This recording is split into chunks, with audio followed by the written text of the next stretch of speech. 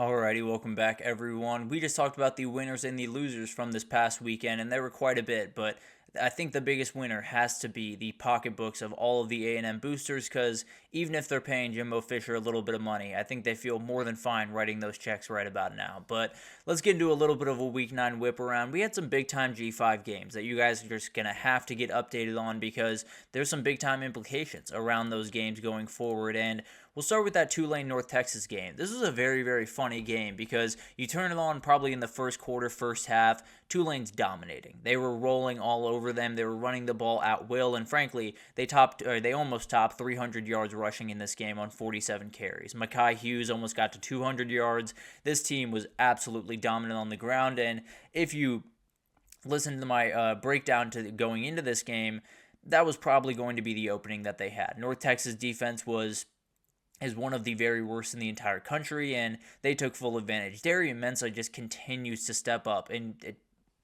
play really, really good football. He does not need to be special. If you're going to be able to run the ball that way with Mekhi Hughes becoming one of the best running backs in the entire country, 10 and 13, 173 yards, 3 touchdowns, and a pick is going to do you plenty. You're going to be more than fine if that's your stat line moving forward. But this one was a little bit closer. It ended a little bit closer and hurt one of my best bets from past weekend, but that's okay.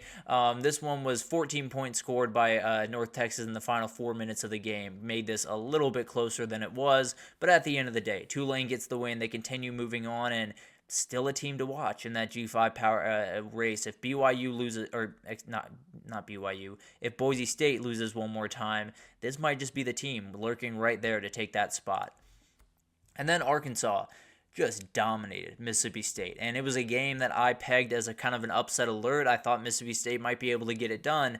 It wasn't even close. It was absolutely ugly, and Taylon Green is so much fun to watch. He's not the perfect quarterback. He does make his fair share of mistakes, but he does have a game like this one. 23 for 29, 314, 5 touchdowns passing, 79 yards rushing, and one of the most ridiculous scores on the ground that I've seen, because I don't know how the defensive lineman didn't get him, but he found a way not to. It was a Lamar Jackson type move, and man, Taylon Green is an absolute beast. He's one of those guys that this Arkansas team is really, really dangerous going forward. And it's because of the quarterback. They've had injuries at running back. They've had injuries at a number of different places across this team. But at the end of the day, if that guy's on the field, if number 10 is doing number 10 things, you're going to have a problem with Arkansas. They got Ole Miss this upcoming weekend. They got Texas later in the year. They could easily be a CFP spoiler the rest of the way, and that would be quite something to watch for Sam Pittman and the boys. But this is a huge bounce back for Arkansas. They needed this one very, very badly, especially if they wanted to go bowling.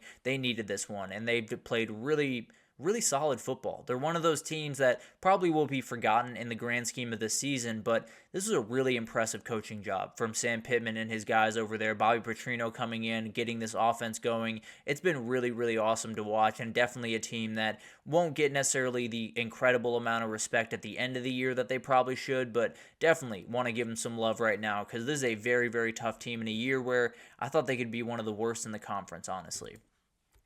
And then Minnesota just took Maryland to the woodshed. This was my best bet of the week by far, because this one I felt very confident, and Minnesota came through for me because this one got ugly in a hurry. Max Brosmer had his game that Minnesota fans have kind of been waiting for in a certain respect for quite some time, to be totally honest with you. I don't know when the last time a Minnesota quarterback had over 300 yards. Probably Tanner Morgan, actually, now that I think about it. But beside the point, he went 26 for 33, 320, 4 touchdowns in this game. It was a defense that could be attacked on the back end, and boy, were they. They had Daniel Jackson and Elijah Spencer. Both scored 2 touchdowns. One had 99 yards receiving, so I'll go ahead and bump him up to 100 just to make him feel good. But both nearing 100 on that day. Remarkable performance from both those guys. But the Big Ten is just one of those minefields. There's so many different things that could go wrong for those top 4 teams, because Minnesota, they have the ability to ruin some schedules going forward. I believe they have Penn State still on the schedule. I believe they still have, I don't think they have Ohio. I can't remember exactly off the top of my head. Point is, both these teams, especially Minnesota, could cause some problems the rest of the way and possibly thin out the top of the Big Ten just a little bit more. Then we had Baylor get another win. They found their way back to 500 on this year, and they're playing really solid football. And Sawyer Robertson is a real reason for that. Had 200 yards, 3 touchdowns, only 1 INT on the day against an Oklahoma State team that is just not there. One of the biggest disappointments, at least in my mind, in the entire country. Frankly, it's Florida State, and then not too far behind is Oklahoma State. This is a team that returned Ollie Gordon, returned everyone on the offensive line, returned their quarterback, had about 3 wide receivers returning, and did a lot on the defensive side to return those guys, Nick Martin and Colin Oliver, and it should have been a better team, just plain and simple. I don't know how this happened. I don't know how it unfolded. Obviously, Ollie Gordon has not been a big factor this year, but man, they really missed the mark this year. And Baylor, you find yourself back into the hunt. You had a 343 on the ground in this game on 38 carries, 4 players over 50 yards rushing. Pendergrass got over 142. A lot of things going right for this team, and maybe they're the one that can play some spoiler down the stretch of this season in the Big 12, because run the football very efficiently, you can win a lot of games you're not supposed to win. And then we had a huge one over in the MAC, and Bowling Green got a huge win over here. And Bowling Green was led by the guy that I think should be winning the Mackey Award right about now. Harold Fannin Jr., 6 receptions, 74 yards, and a touchdown in this one. I understand Tyler Warren had the incredible game at USC.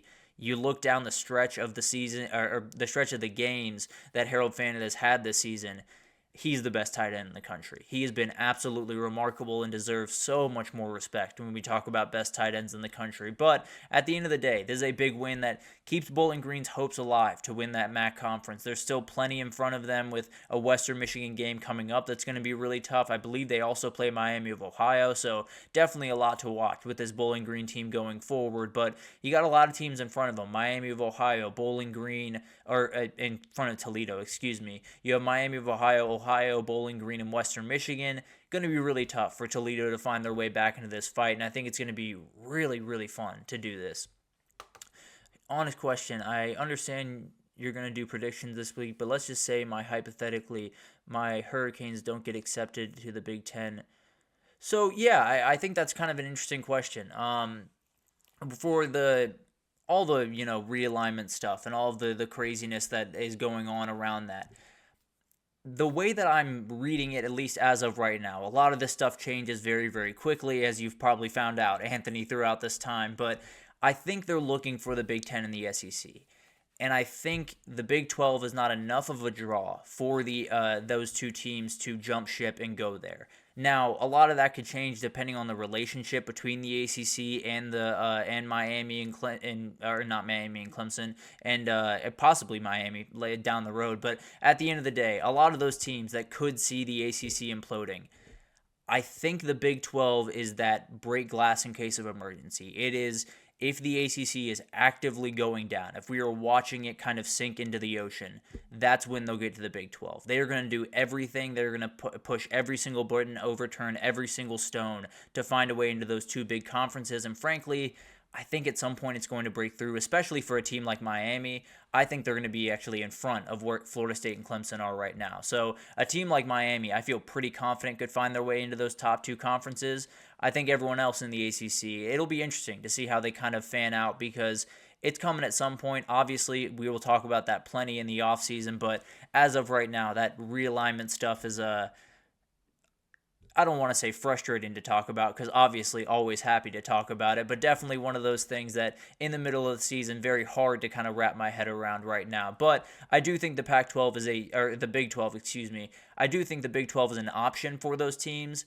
I think it's the last ditch option, if I had to imagine, but we'll see how that develops. Obviously, a lot of things to happen around there, and probably will start to happen around December, if I had to imagine. But moving forward here, West Virginia got a big-time win, and the big story from here is Nico Mirashal is a dude. This dude is awesome. If you watch any of this game, you saw that lefty gunslinger just absolutely rip the ball. There's a lot of guys that can throw a really, really good ball. There's a lot of guys that can throw with a lot of zip. There's a lot of guys with energy.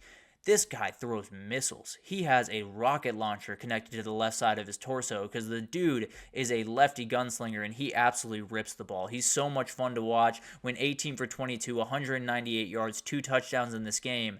This guy was really fun to watch, and I think West Virginia has found their quarterback going forward into 2025, which has to feel really, really good. On the Arizona side, you got some thinking to do. You made a hire. You got rid of, or Jed Fish left in very, very bad circumstances. Jed Fish left. And then you're put in a weird spot. You have T-Mac leaving this upcoming year. You hire Brent Brennan, who I think is a good coach. I'm not necessarily tearing Brent Brennan down after 1 year.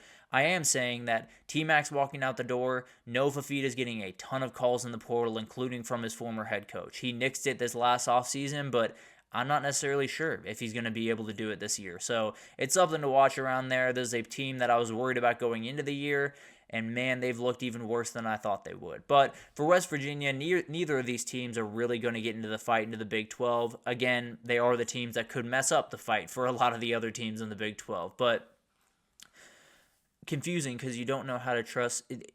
Truly, I totally agree. I'm all types of lost because there's so many different rumors. There's so many different people saying different things about, where other teams are going to go. And some are rumors, some are reality, some are sources that are not named, some are sources that are named. It's impossible to keep track of. I will say one person to keep track of during this entire, craziness throughout everything is Ross Dellinger does a great job over at Yahoo Sports. He has pretty much everything that you need to know about realignment, and he is very, very well sourced. So if you are looking for a place to go to kind of get away from all the craziness on Twitter, that's probably a good guy to find because he does a great job. Brandon Marcello, another one, does a great job. So there are people out there that will have actual sources, but there are quite a few rumors going around. I promise you it'll ramp up as the rest of the season kind of gets underway. But Utah and Houston, it was a very, very weird game, and it puts Utah in a very tough spot because we were just talking about Arizona and the future of that program.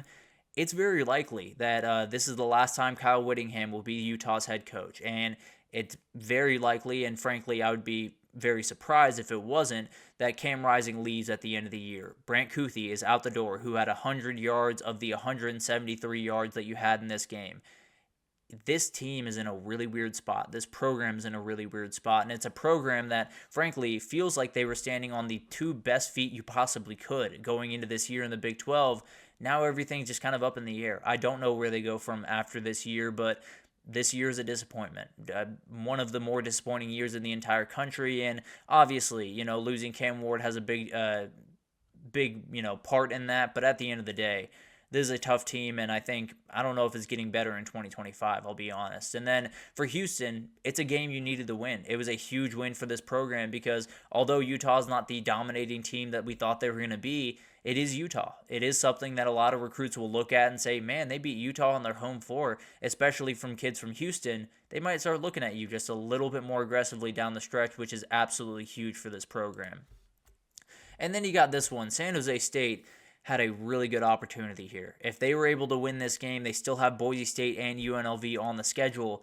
They could make some noise, but at the end of the day, they lose this one. They put themselves in a really, really tough spot going forward. But in this game, Fresno State scored 33 unanswered points after a first-minute touchdown from Nick Nash, who, if you're not watching Nick Nash over at San Jose State, do yourself a favor and go find him. And then it was just domination from Fresno State. They got a field goal, a very sad field goal from San Jose State to finish this game. But overall, a huge win for Fresno State. San Jose State still has Boise State and UNLV on the schedule, so possibly could create a little bit of a mess in the Mountain West going forward. Two of these teams, they feel like they're behind Boise State and UNLV. I feel pretty good that those are going to be the teams that are sitting at the top at the end of the day. That being said, Colorado State, SDSU, still right in there as well. So we'll talk about those teams down the stretch a little bit more, but going to be a weird finish in the Mountain West that could have a lot to do with the CFP. And then we finally got to just touch on this game very quickly. Tulsa trailed by 28 points at halftime in this game. I don't know how you lose that game. I don't know how you even remotely come close to losing that game, but UTSA, they did it. Defying all odds, they found a way to do it. They got outscored 39-10 in the second half. They let up 2 touchdowns in the final 2:30 in this game. It was ugly.